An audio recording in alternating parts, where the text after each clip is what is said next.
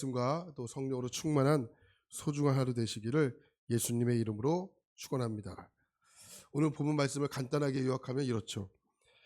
이제 기쁜 소식을 전해준 천사들이 떠나고 그 소식을 들은 이제 목자들이 베들레헴으로 찾아가 아기 예수님과 또 그 예수님의 부모님을 만나게 됩니다.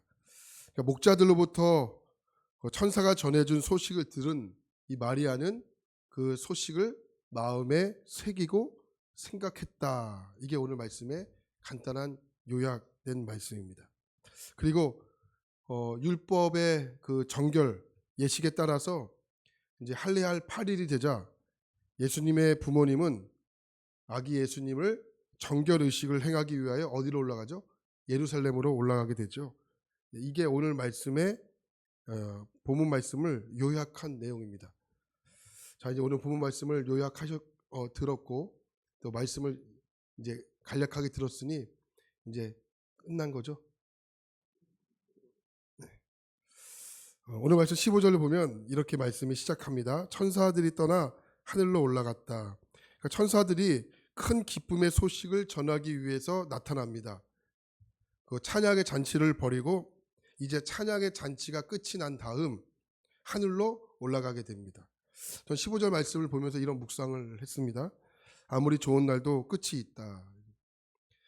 지금 뭐 독감이 유행한다고 하지 않습니까?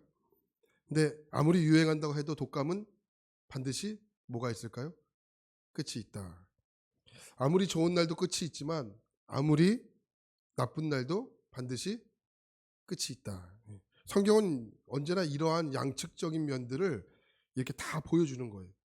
창세기 7장을 보면 뭐가 등장하죠? 홍수가 등장하죠. 홍수 뒤에는 무엇이 있습니까? 무지개가 있죠. 그러니까 홍수도 홍수로 심판하지만 그 심판의 끝은 있다.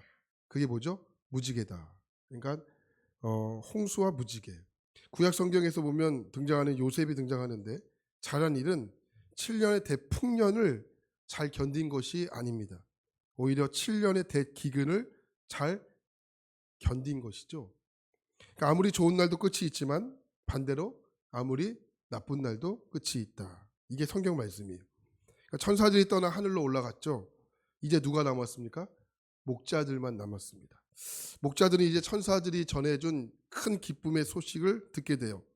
그 기쁨의 소식이 어떤 소식이냐면 어제 살펴보았지만 너희들을 위해서 오시는데 그분이 베들레헴에서 나시고 그분이 구주시다.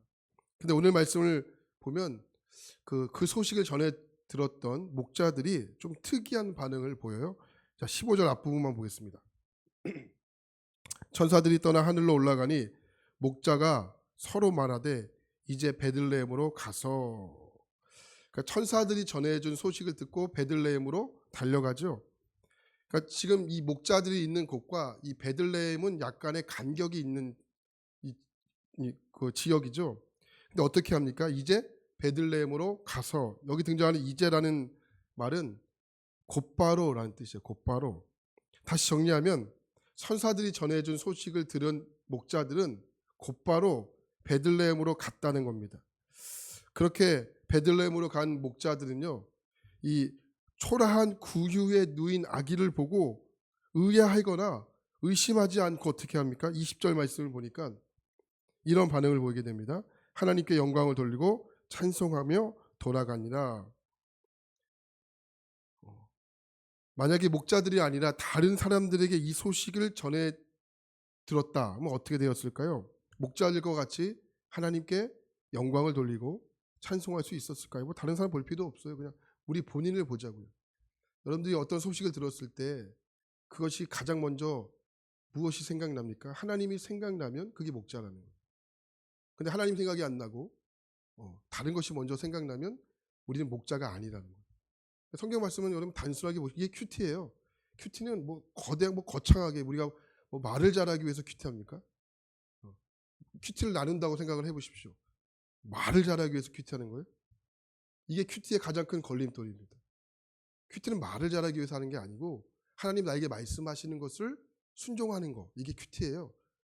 큐티가 뭐죠? 조용한 시간이잖아요. 이게 큐티가 라틴어로 이게 약이란 뜻인데 약은 뭐예요? 봉지 안에 있을 때 효력이 없잖아요. 먹어야 효력이 있잖아요. 여러분 큐티도 마찬가지예요. 먹어야 말씀을 보고 순종해야 효력이 있는 거지. 말을 잘하기 위해서 큐티하는 거는 이게 가장 큰 유혹이라는 거죠. 그러니까 우리가 목자가 여기 말씀에서 큐티하면 뭐 어떤 큐티가 나올까요? 나는 목자일까? 이게 큐티예요. 이 질문에서부터 큐티가 시작이 되는 거잖아요. 그러니까 다른 사람들 볼 필요 없습니다. 말씀은 나에게 대입하면 돼요. 나는 이 소식을 들었을 때 이 소식이요. 이게 황당한 소식이에요. 소식 자체가 이게 기쁜 소식이 아니라고요. 황당한 소식이에요. 우리가 성경을 보니까 이게 기쁜 소식이구나 생각할 수 있지만 이건 황당한 소식이라고요. 근데 목자들은 그것을 기쁘게 여겼다. 그래서 하나님께 영광을 돌렸다. 그럼 나는 하나님께 지금 영광을 돌리고 있는가? 이게 큐티라는 거죠. 한번 고민해 보세요. 나는 지금 하나님께 영광을 돌리고 있는가? 자, 마태복음 2장을 보면 동방 박사가 등장하는데 예수님의 탄생의 소식을 듣게 됩니다. 그 소식을 듣고 어떻게 합니까? 대제사장들과 서기관들을 불러서 그 예수라는 아기가 어디서 태어났는지 한번 확인해 보라. 그리고 그것을 확인했더니 어디요? 베들레헴이잖아요. 자, 그런 베들레헴, 예수님이 태어난 베들레헴이라고 알게 된 헤롯이 어떻게 되었을까요? 예수님께 경배했죠? 예수님께 유황과 모략과 향유를 드렸죠? 아니죠. 엉뚱한 행동을 하잖아요. 그죠? 그 지경 안에 있는 베들레헴 지경 안에 있는 사내 아이를 다 학살합니다. 근데 헤롯 왕궁에 살고 있었던 대제사장들과 서기관 중에는 모세를 살렸던 히브리 산파처럼 용기 있는 자가 없었을까요? 후에 예수님께서 공생애를 시작하시고 또 예수님의 사역과 예수님의 존재가 그들에게 실체적인 위협이 되었을 때 그들은 예수님을 십자가에 죽이기로 작정하게 됩니다. 저는 이것이 천사들이 대제사장들과 서기관들이 아니라 목자에게 예수님의 소식을 처음으로 전해준 가장 첫 번째 이유가 아닐까 싶습니다. 네, 목자들은 순종할 자세가 되어 있기 때문에 그렇습니다. 목자만이 기쁜 소식을 전했을 때 이것을 기쁜 소식을 서로 받을 수 있고 그러니까 이것저것 따지지 않고 곧바로 베들레헴으로 구유로 달려갈 수 있었던 것이죠. 당시 유대 사회에서 목자들은요, 죄송하지만 법정에서 증언할 권리도 또 증언도 못할 정도로 위치가 굉장히 낮았어요. 그러니까 자기 눈으로 본 것을 귀로 들은 것들을 말할 권리조차 박탈당한 존재들이 바로 초라하고 또 비천하고 억눌렸던 존재가 목자예요. 그러니까 들판에서 짐승들과 함께 먹고 자고, 그러니까 짐승과 다를 것이 없는 존재가 목자였다는 겁니다. 근데 예수님께서 그에게 찾아오셨어요. 왜 찾아오게 되었을까요? 이사야 선지자는 이것을 이렇게 표현해요. 이사야 61장 1절부터 3절까지 보면 이것을 이렇게 표현합니다.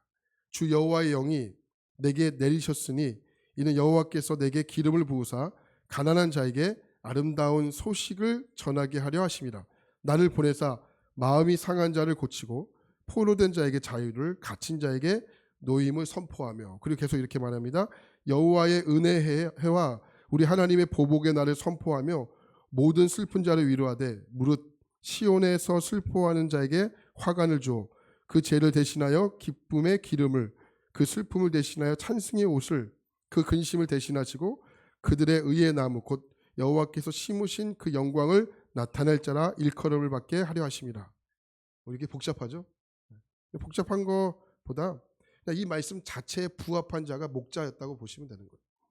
목자들은 구유에 누인 아기를 보자마자 그분이 바로 짐승과 같은 나 같은 자를 정말로 자신들의 구유임을 깨닫게 된 거죠. 그렇기 때문에 천사들이 전하여 준 이 아름다운 소식을 듣고 이게 지체할 수 있는 시간이 없는 거예요.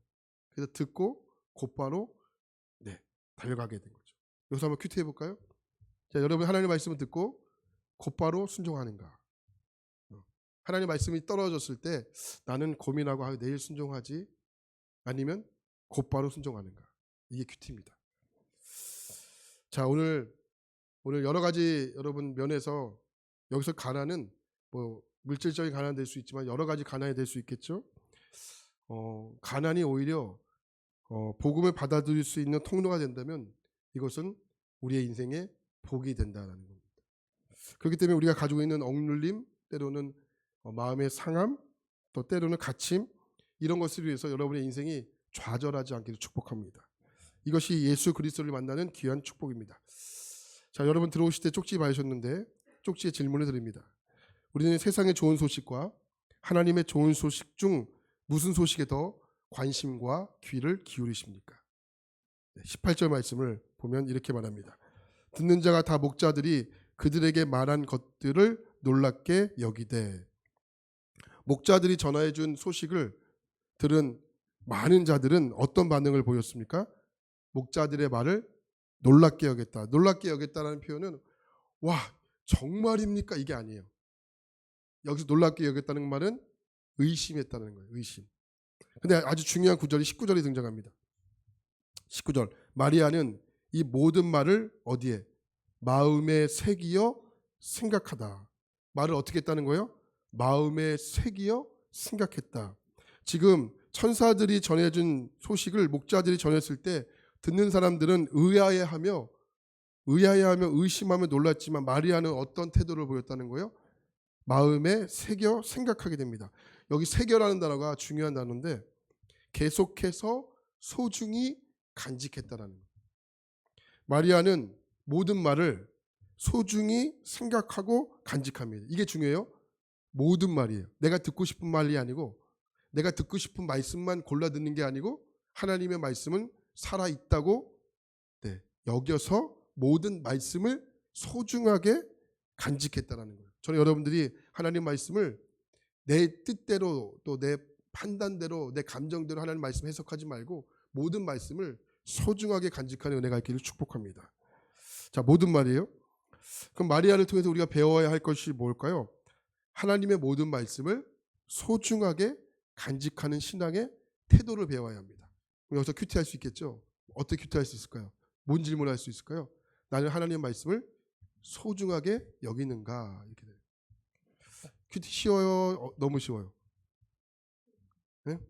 좋은 말 때 대답해 보세요. 쉬워요? 엄청 쉬워요? 네.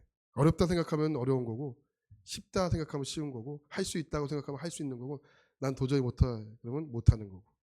네. 제가 우리 요새 이렇게 속회 예배를 이제 드리러 다니거든요.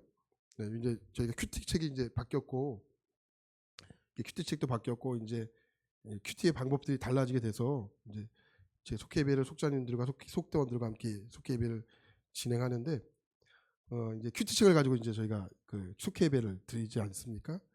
그러면 이제 그 순서에 따라서 속회 예배를 드리는데 이제 끝나고 나면 여러 가지 질문들이 있잖아요. 질문들이 있고 또 그 말씀 붙잡고 기도하고 이렇게 하는데 저 속회 예배 드리면서 제가 은혜를 드리러 가는데 제가 은혜를 많이 받아요. 제가 말씀 끝나고 이렇게 질문들을 하잖아요. 이제 1월 첫째 주에 큐티 그 속회의 그 제목이 남았더라.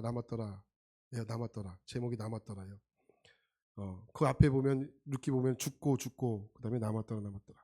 그 제가 이제 이게 설교를 하고 이제 질문을 해요. 혹시 오늘 말씀 중에 은혜 받은 게 있어요? 이렇게 질문하고 그 제목에 따라서 혹시 말씀을 드릴 때 하나님께 나에게 남긴 것이 있으면 뭘까요? 이렇게 물어요. 근데 어떤 한 권사님께서 이렇게 말씀을 나누는데 저는 생각해 보니까 하나님께서 빚을 남겨주셨어요. 이러는 거예요.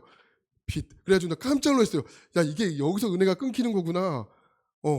제가 지금까지 살아오면서 하나님께서 뭐 사업도 망하게 하셔서 막 빚을 남겼습니다. 막 이러는 거에서 야, 이거 큰일 났다. 근데 속으로 막 그렇게 생각하고 있는데 그러면서 남긴 것을 막 찾기 시작하는 거예요. 그것을 통해서 또 가족들이 예수를 믿게 되고 가족들이 신앙을 갖게 되고 지금 생각해 보니까 나에게 하나님께 남기신 것은 그것을 통해서 하나님의 구원을 남기셨습니다. 이러시는 거예요. 내가 얼마나 은혜 받는지 몰라요. 빚만 남았다 그러면 진짜 이건 큰일 날 텐데 빚을 통해서 하나님께서 예수를 남겼다. 뭐 된 거잖아요. 그죠? 얼마나 은혜를 받았는지 몰라요. 네. 그러니까 큐티가 그거예요. 하나님께서 나에게 남기신 것을 찾는 거. 이게 큐티입니다. 그래서 여러분 모든 말씀을 소중하게 간직하는 신앙을 배워야 하는 거죠. 그래서 이제는 여러분 큐티를 통해서도 또 그렇고 모든 설교 시간에도 하나님이 내게 무슨 말씀을 하실까 유심히 집중하고 소중히 간직하는 태도를 가지시길 축복합니다. 이런 태도가 있었기 때문에 21절부터 이어지는 순종이 가능했던 거예요. 22절을 보면 모세의 법대로 정결 예식의 날이 참에 아기를 데리고 예루살렘에 올라갔다. 그러니까 정결 예식의 날이 참에, 그러니까 이 표현은 그냥 쉽게 표현하면 순종했다는 것을 강조하기 위한 또 다른 표현이에요. 결국 오늘 말씀은 무엇을 말씀합니까? 말씀에 순종한 목자들, 그리고 말씀에 순종한 요셉과 마리아, 이 말씀을 이야기하는 겁니다. 결국 말씀의 결론은 하나님이 누굴 사용하시냐? 순종하는 사람을 사용하십니다. 그럼 이제 여러분들이 적용하고 결단할 시간들이죠. 자, 오늘 말씀을 듣고 하나님은 오늘 여러분들에게 무슨 순종을 원하십니까? 그리고 무슨 순종을 원하십니까? 적으시고 하나님께 기도하는 거예요. 하나님, 오늘 말씀에 순종해야 할 것을 알려주십시오. 결단하고 또 적용하시고 여러분의 삶의 현장으로 돌아가 그 말씀에 적용하시면 하나님께서 그 말씀에 놀라운 역사를 부어주실 줄 믿습니다. 할렐루야. 큐티만 얘기하면 고개를 숙이시는 이 하나의 영적인 분위기에서 큐티만 생각하면 막 눈이 번쩍 떠지시고 고개를 번쩍 드셔서 눈이 반짝반짝 거리시는 그런 우리 교회의 영적인 분위기가 바뀌어지게 되기를 예수의 이름으로 축복합니다. 기도합니다. 하나님, 오늘 말씀에 보니까 목자들의 순종과 요셉과 마리아의 순종이 나옵니다. 하나님께서 이 놀라운 은혜를 우리에게 주시면서 하나님 오늘 우리에게는 무슨 순종을 원하시는지를 각자에게 물으신다면 나는 무엇으로 하나님 앞에 순종하겠습니다. 적용하고 결단하겠습니까? 이제 하나님 내 순서입니다. 말씀을 듣고 말씀이 나에게 주신 말씀이라면 모든 말씀이 나에게 하나님 소중하게 간직할 수 있는 것이 하나님 놀라운 말씀인 줄 믿습니다. 오늘 저희들이 이제 말씀을 듣고 기도하게 될 텐데 하나님 나에게 하나님 무슨 순종을 원하십니까? 오늘 하루로 주신 이 소중한 하루를 어떻게 순종하기를 원하십니까? 하나님 묻게 하시고 그 물은 묻게 하셔서 기도하는 가운데 하나님이 생각나게 하시면 적고 오늘 하루 순종해 보는 겁니다. 그럼 순종해 보면 아 이것이 주님의 뜻이었구나. 아 이것은 내 생각이었구나. 이건 마귀가 준 생각이었구나. 이것이 분별되는 것이 하나님의 음성을 듣는 겁니다. 하나님 오늘도 우리에게 순종을 요구하시는 주님 앞에 순종함으로 영광 돌려드리게 하시고 하나님께 기쁨이 되는 귀한 하루가 되도록 인도하여 주옵소서. 목자들에게 천사들이 왔을 때 다가온 소식은 그것은 하나님 정말 황당한 소식이었지만 그것을 기쁨으로 승화시키는 목자들의 모습, 또 하나님 아버지 또 모세의 법대로 율법대로 순종했던 이 마리아의 순종, 하나님 순종할 수 있는 상황 속에서 순종하는 것은 누구나 할 수 있지만 순종할 수 없는 상황 속에서 순종할 수 있는 것은 믿음이 있는 사람 하나입니다. 하나님께서 순종이 믿음의 분기점이고 하나님 순종이 믿음의 전환점이고 하나님 오늘도 순종하는 하루 되게 하시고 그 순종을 붙잡고 하나님의 기쁘신 뜻을 정말 영광 올려드리고 찬송하는 귀한 하루 되도록 역사하여 주옵소서. 예수님의 이름으로 기도합니다. 아멘.